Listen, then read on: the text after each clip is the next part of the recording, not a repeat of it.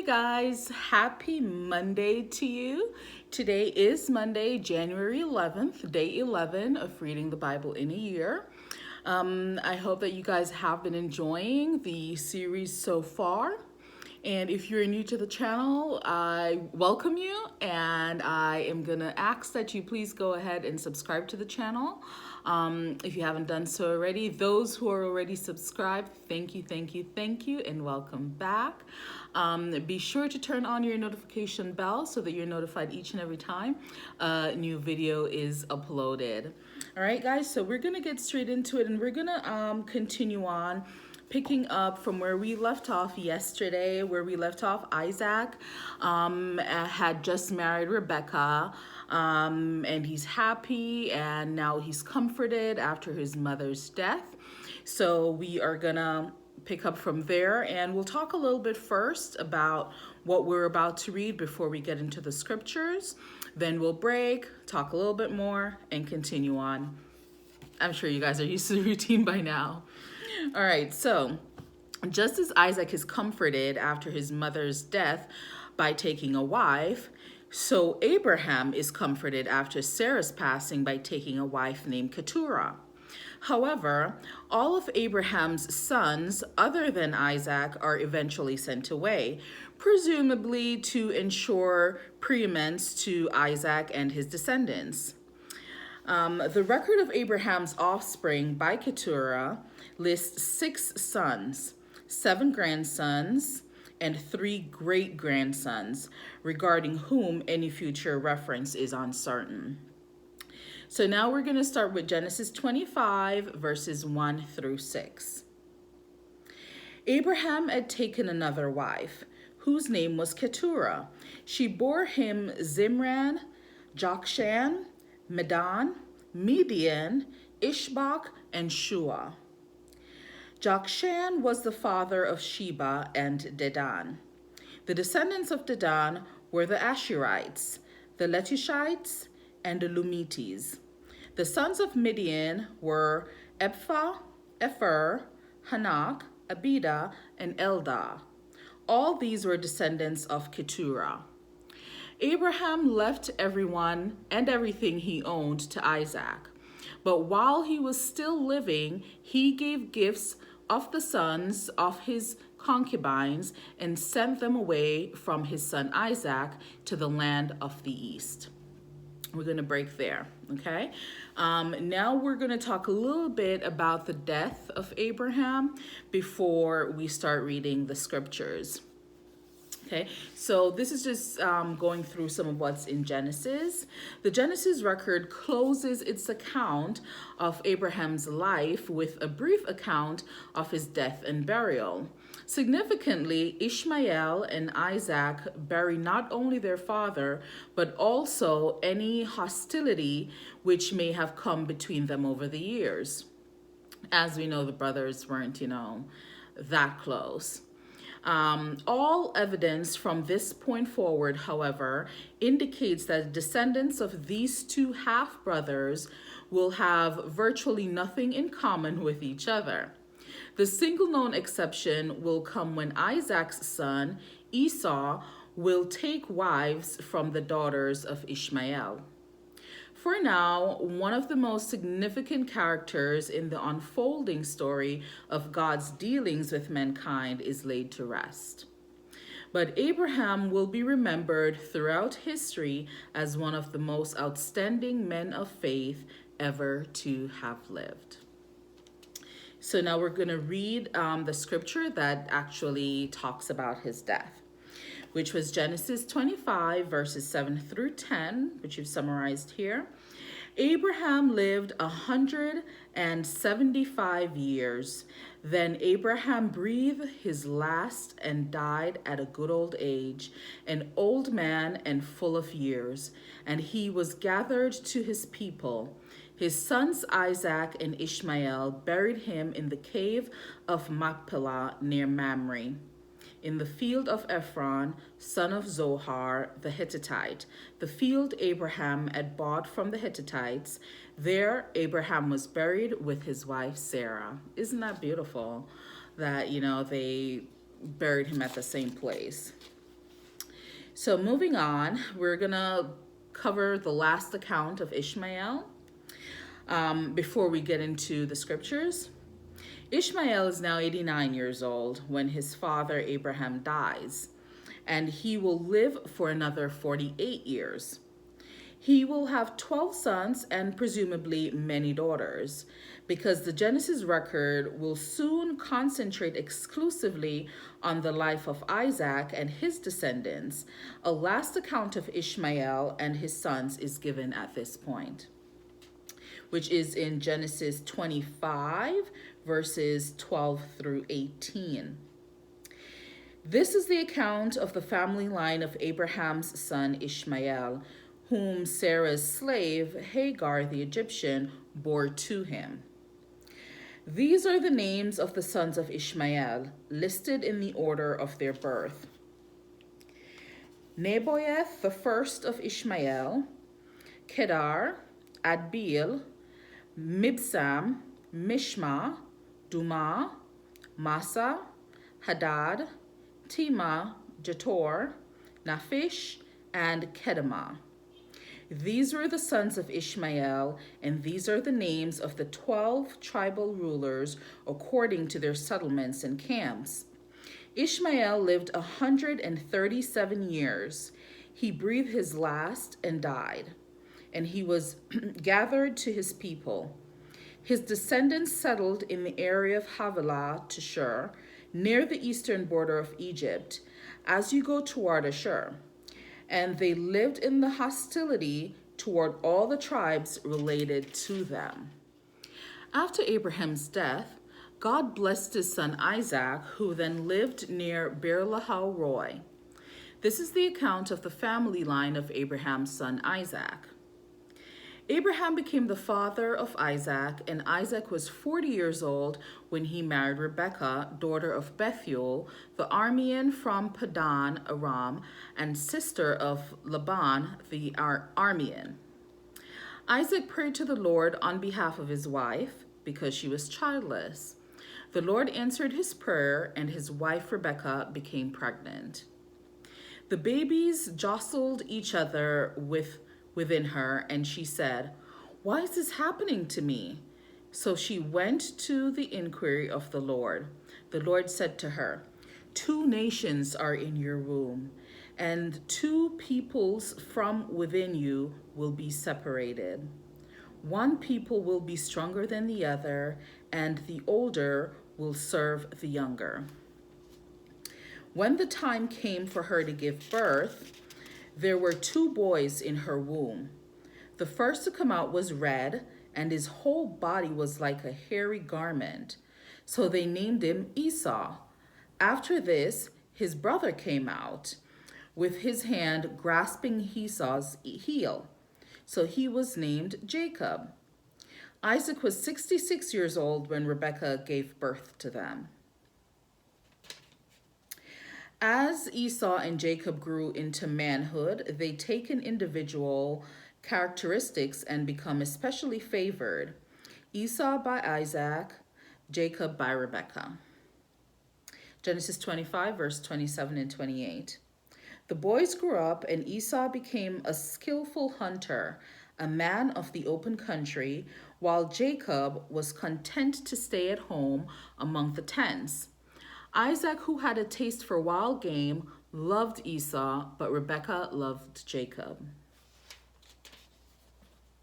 Genesis 25, 29 through 34.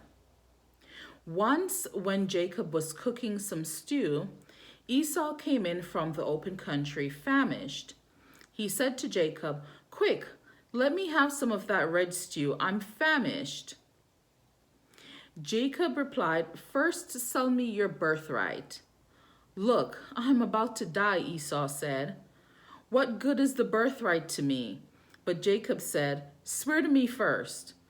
So he swore an oath to him, selling his birthright to Jacob. Then Jacob gave Esau some bread and some lentil stew. He ate and drank, and then got up and left. So Esau despised his birthright. All right, so we're gonna pause here for a moment, and then we're gonna carry on to Genesis 26, verses 1 through 5. So just to go over the upcoming stories here and a little bit of what we just read. This portion talks about, as I said, what we just read before and what we're going to go into. So careless and apparently disinterested in the benefits and responsibilities attendant to the birthright, Esau unknowingly forfeits his opportunity to be the one in his generation through whom the blessings promised to his grandfather Abraham would pass. Esau's descendants will never be God's special people. In fact, pursuant to the prophecy given to Rebekah in future years, Esau's descendants will indeed be subservient to the Hebrews, who will be the direct descendants of Jacob. With reference to the redness associated with Esau's birth, Esau's descendants will bear the name Edomites and be a continuing source of friction for the Hebrew nation. As his two sons and we're speaking about Isaac's two sons, as his two sons engage in fraternal conflict, Isaac himself experiences moral conflict in a series of situations which are amazingly parallel to situations experienced by his father Abraham. First, Isaac encounters a famine and is forced to migrate to Gerar, where he lies about Rebekah exactly as Abraham lied about Sarah. He is then blessed with great wealth, as was Abraham, and finally has similar disputes over the same wells previously dug by his father. It is interesting to note the influence of a parent and, a more general sense, the cycles of human behavior which one can observe throughout history. So we're going to start here now with Genesis 26, verses 1 through 5. One moment. So, now there was a famine in the land, besides the previous famine in Abraham's time. And Isaac went to Abimelech, king of the Philistines, in Gerar. The Lord appeared to Isaac and said, "Do not go down to Egypt. Live in the land where I tell you to live. Stay in this land for a while, and I will be with you and will bless you. For to you and your descendants I will give all these lands and will confirm the oath I swore to your father Abraham. I will make your descendants as numerous as the stars in the sky, and I will give them all these lands. And through your offspring, all nations on earth will be blessed, because Abraham obeyed me and did everything I required of him, keeping my commands and my decrees and my instructions." Genesis 26, 6 through 11. So Isaac stayed in Gerar. When the men of that place asked him about his wife, he said, "She is my sister," because he was afraid to say, "She is my wife." He thought the men of this place might kill me on account of Rebekah, because she is beautiful. When Isaac had been there a long time, Abimelech, king of the Philistines, looked down from a window and saw Isaac caressing his wife Rebekah. So Abimelech summoned Isaac and said, "She is really your wife. Why did you say she is my sister?" Isaac answered him, "Because I thought I might lose my life on account of her." Then Abimelech said, "What is this you have done to us? One of the men might well have slept with your wife, and you would have brought guilt upon us." So Abimelech gave orders to all the people, "Anyone who harms this man or his wife shall surely be put to death." Genesis 26, verses 12 through to 33. Isaac planted crops in the land, and the same year reaped 100-fold, because the Lord blessed him. The man became rich, and his wealth continued to grow until he became very wealthy. He had so many flocks and herds and servants that the Philistines envied him. So all the wells that his father's servants had dug in time of his father Abraham, the Philistines stopped up, filling them with earth. Then Abimelech said to Isaac, "Move away from us. You have become too powerful for us." So Isaac moved away from there and encamped in the valley of Gerar, where he settled. Isaac reopened the wells that had been dug in the time of his father Abraham, which the Philistines had stopped up after Abraham died, and he gave them the same names his father had given them. Isaac's servants dug in the valley and discovered a well of fresh water there. But the herders of Gerar quarreled with those of Isaac and said, "The water is ours." So he named the well Esek, because they disputed with him. Then they dug another well, but they quarreled over that one also. So he named it Sitnah. He moved on from there and dug another well, and no one quarreled over it. He named it Rehoboth, saying, "Now the Lord has given us room, and we will flourish in this land." From there he went up to Beersheba. That night the Lord appeared to him and said, "I am the God of your father Abraham. Do not be afraid, for I am with you. I will bless you and will increase the number of your descendants for the sake of my servant Abraham." Isaac built an altar there and called on the name of the Lord. There he pitched his tent, and there his servants dug a well. Meanwhile, Abimelech had come to him from Gerar with Ahuzath, his personal advisor, and Phicol, the commander of his forces. Isaac asked them, "Why have you come to me, since you were hostile to me and sent me away?" They answered, "We saw clearly that the Lord was with you. So we said, there ought to be a sworn agreement between us and you. Let us make a treaty with you that you will do us no harm, just as we did not harm you, but always treated you well and sent you away peacefully. And now you're blessed by the Lord." Isaac then made a feast for them, and they ate and drank. Early the next morning, the men swore an oath to each other. Then Isaac sent them on their way, and they went away peacefully. That day, Isaac's servants came and told him about the well they had dug. They said, "We found water." He called it Sheba, and to this day, the name of the town has been Beersheba. So this ends our reading for today, January 11th. That was very interesting.